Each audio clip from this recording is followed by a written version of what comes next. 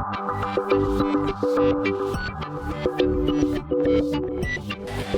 welcome to my PlayHouse, and today I'm at work and I'm actually in one of our data centers and I'm waiting for a technician from HP to come and fix the server. But in the meanwhile I have another server. It's an IBM server that is it has been taken out of production and I'm gonna remove it from the rack.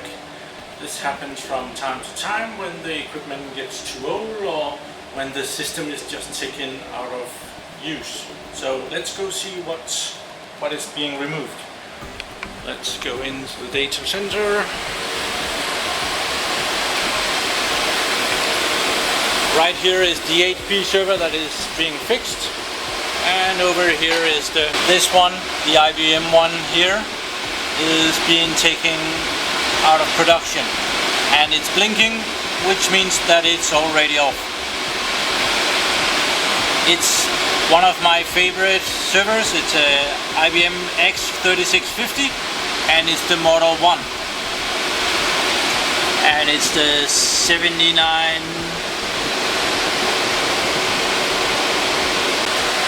Here is behind of the server and the server is right there, and this is a bit messy, so it will be a good thing to get that out of there. It will be a bit easier to clean that up. Okay, I'm gonna remove all the cables now. I'm gonna turn off power first, and I'm gonna remove the network cable.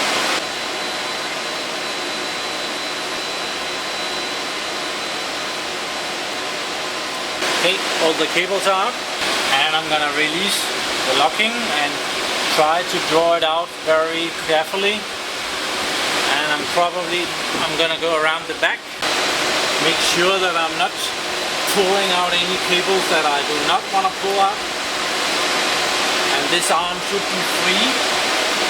And the cable that I've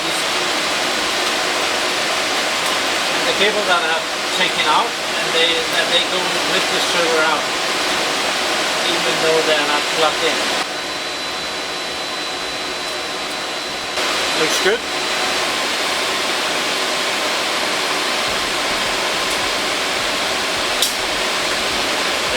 The server is out and hanging. There is a couple of locking mechanisms here.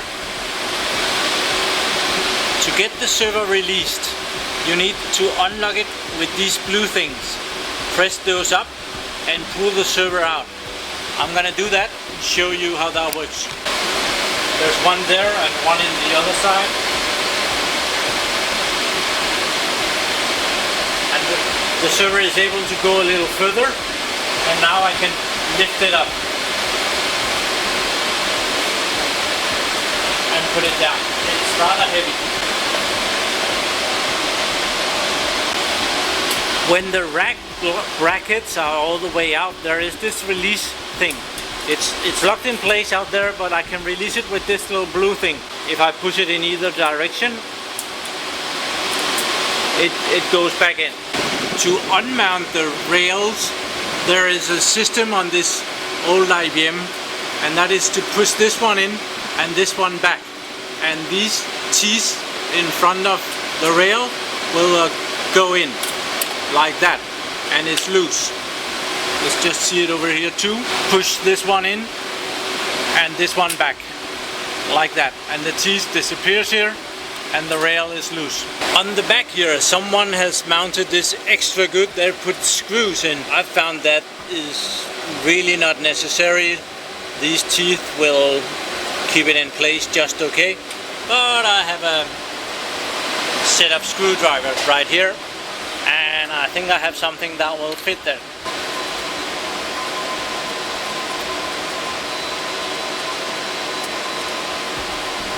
The other side of the rail is a bit more difficult because here is the cable arm, and well, I'll start by getting rid of all of the cables.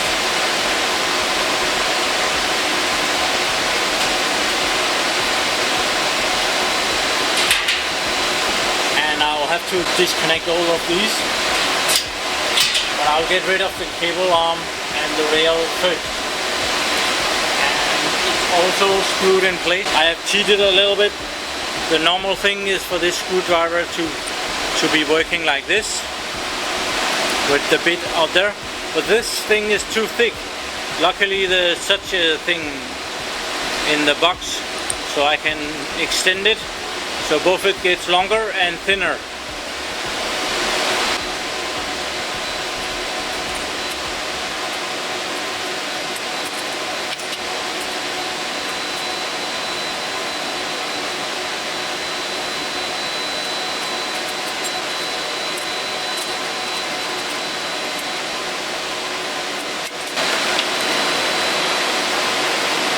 That rail is out.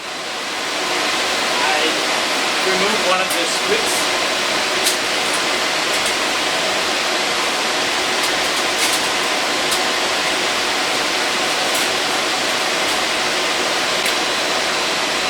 This is how the cable arm works.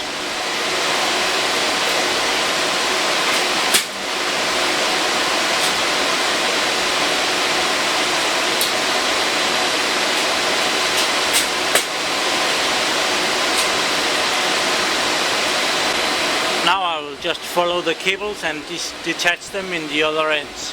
So now the server has moved out here and I'm starting to clean up. The tools go underneath the table and all these cables, the screw goes in the screw box and all these cables go in different drawers. In here we have like a place for cables and patch cables, power cables, old used equipment, and everything goes in here in different spots. Very important when you have a crisis situation that you know where everything is, that there is spare parts. And when you are installing new servers, it's also very important to have the right length of cable, because otherwise you will go, instead of a 3 meter long cable, you will put in a 5 meter long cable and then everything will look like shit.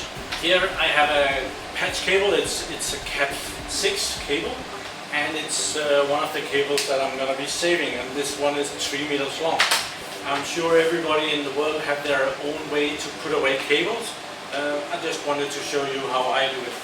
Take the cable and I just run it around here as many times as I can until the cable is out. I have like this, and I just twist it around like that. And I have a Velcro thingy that I put around it. This one is a bit long, but now I have a cable ready for use.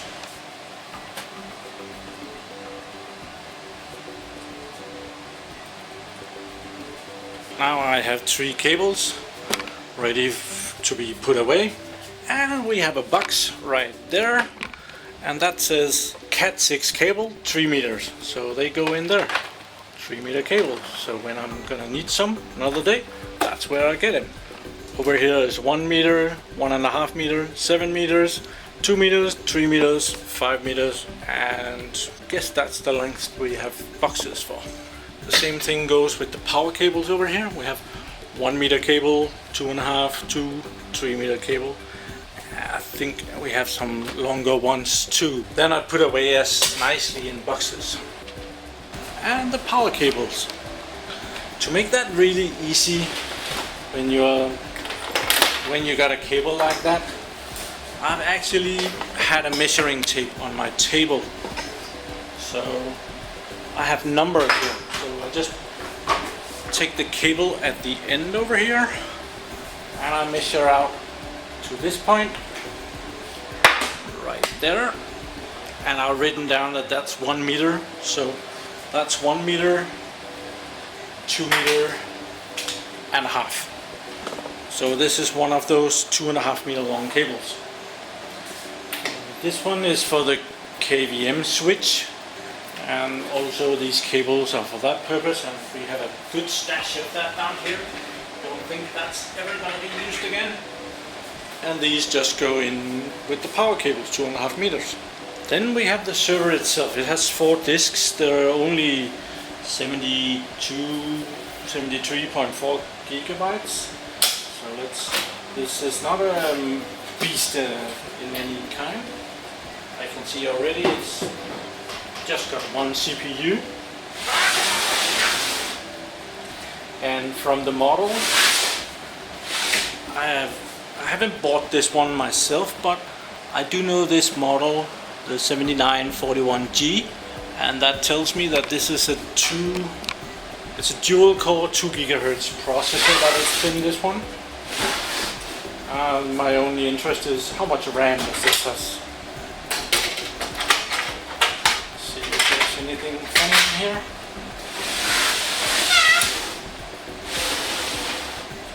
It does not look impressive at all. This one is 512 megabytes, and as far as I can see, okay, there's a couple of gigabytes there, and somebody has put that in RAM in totally wrong. That's not the way to put it in. So they have had their problems getting the amount of RAM on this server that they thought they were getting. I did definitely not do this one. So here are the RAM blocks. Oops. 1 gigabyte, 512, 512, 1 gigabyte, 512, 512. So apparently 4 gigabytes of RAM should be possible in this server with these RAM blocks. Nothing special. And down here, that's the RSA2 adapter, low profile RSA2 adapter, which makes it possible to remote control this server. Well, this is not very interesting. I'm gonna put it back together. I'm gonna be putting in the memory in the right slots so that the server can actually use them. I don't think we are ever gonna be using this server again, but well, then it will be working. I've put in the 512 megabyte blocks, and I'm gonna put the 2 blocks of 1 gigabyte out on the shelf for spare parts. Putting back the plastic.